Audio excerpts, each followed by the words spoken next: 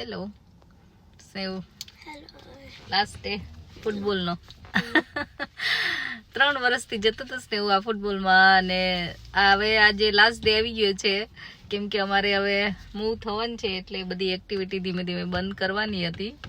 આમે next month last term હતું બરાબર ને? Yeah. પણ હવે થોડું વીકેન્ડ અમે બિઝી હોય છે અને લઈ જવાનું ને થોડું હાર્ડ હતું એટલે અમે આજે એનો છેલ્લો દિવસ હતો ફૂટબોલમાં બરાબર ને? So he gonna miss his friend of course. એને ટીચરને કહી દીધું? Yeah, I told my teacher. એ તો શું કીધું? He said, oh yeah, you're gonna play rugby there. Rugby play કરવાની તારે? No. So he might be play football or like a cricket, right? તો હા આજે બસ એક એક્ટિવિટી પહેલી બંધ થઈ ગઈ કે સ્નેહને બહુ ગમે છે ફૂટબોલ પણ હમણાં હવે થોડો રેસ્ટ બરાબર ને? હજી બેડમિન્ટન ને સ્વિમિંગ બે તો ચાલુ જ છે એ હવે ધીમે ધીમે પછી બંધ કરશું અને બેડમિન્ટન તો નેક્સ્ટ મંથ સુધી છે બરાબર ને? Yeah.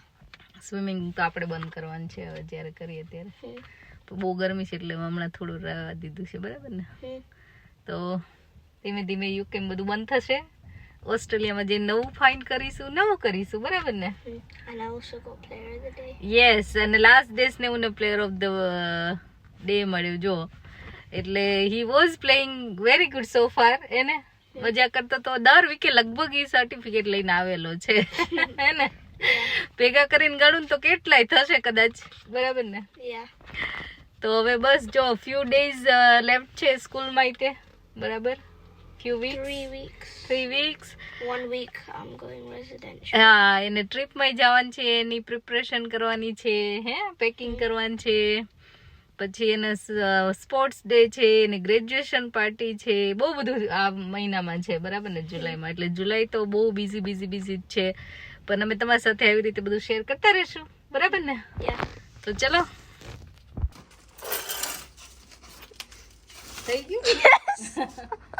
આ જો કાલ કોમણે કીધું હતું ને બહુ મોટો પ્રોજેક્ટ કરીએ છીએ.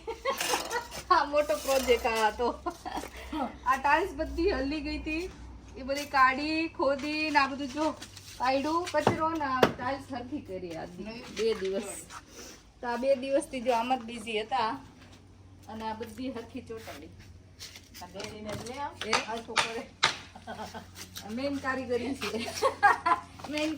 છે આ ટાઇલ્સ કરવાના એ તમારું શું કેવું? હાલો લાભ લેવા હાલો લાભ લેવો આવો એ હવે મેં નો જાઉં માસાનીને કામ ખોલ્યું તો ન્યા જા કીધું.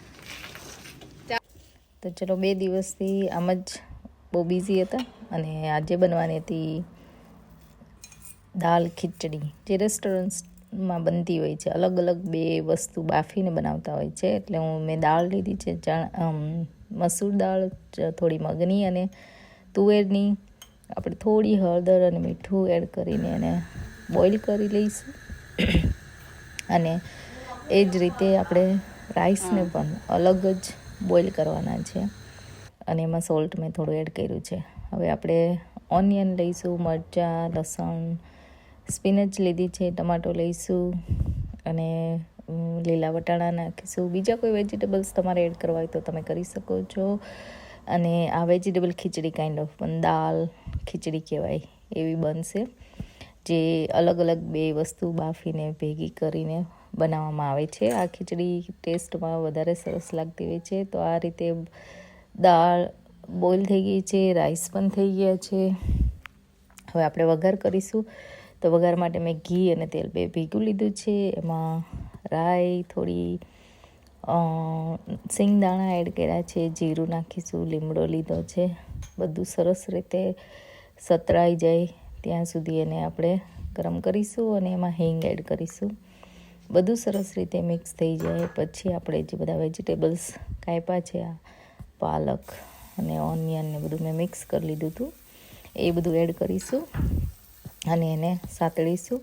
મેં એક બટેટો બોઇલ કરી લીધો હતો થોડો પાર બોઇલ એ મેં એડ કરી દીધો છે અને કેમ કે આને પછી આપણે સીટી નથી વગાડવાના એટલા માટે થોડો બોઇલ કરેલો હોય તો જલ્દીથી ચડી જાય અથવા તો તમારે પછી જ્યારે આ બધો વઘાર કરો ત્યારે બટેટો ચડવા દેવો પડે.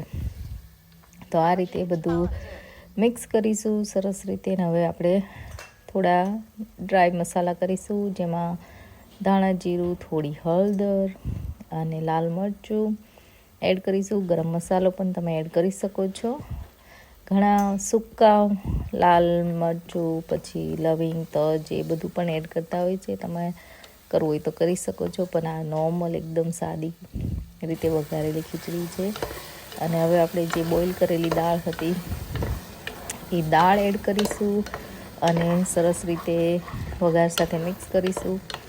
અને પછી બધું મિક્સ થઈ જાય એટલે આપણે જે બોઇલ કરેલા ભાત છે એ આપણે એમાં એડ કરીશું. દાળ અને ભાતનું જે પ્રપોર્શન હોય એ તમને જે રીતે ગમતું હોય એ રીતે તમે લઈ શકો. નોર્મલી દાળનું વધારે હોય છે હું જ્યારે ખીચડી બનાવું ત્યારે, પણ તમારી ચોઈસ પ્રમાણે તમે બધું ઓછું કરી શકો છો. તો આ રીતે બધું સરસ રીતે આપણે મિક્સ કરી લઈશું અને થોડી વાર બોઇલ થવા દઈશું. તો તમે જોઈ શકો છો એકદમ મસાલા સરસ રીતે ચડી ગયા છે અને ખીચડી થઈ ગઈ છે રેડી. ઉપરથી કોથમીર નાખી દીધી છે અને બસ ગેસ મેં બંધ કરી દીધો છે. થોડી વાર બંધ કરીને મૂકી રાખીશું એટલે એકદમ મસ્ત ખીચડી થઈ ગઈ છે રેડી. ચલો જમવા બેસી ગયા છે ને? શું છે આજે? વઘારેલી ખીચડી and છાશ. છાશ. આજે ગરમી એટલી છે છાશ પીવાનું મન થયું કા? એ આ ઇન્ડિયાવાળા કેમ છાશ પીતા હોય એનું કારણ ખબર પડી ને હવે?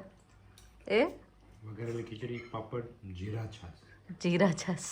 કેવું મજા આવે શેકેલો જીરો નાખી. શેકેલા જીરાવાળી છાશ કોને ભાવે? એ મસાલા કરતાં આ સારું લાગે, બરાબર ને?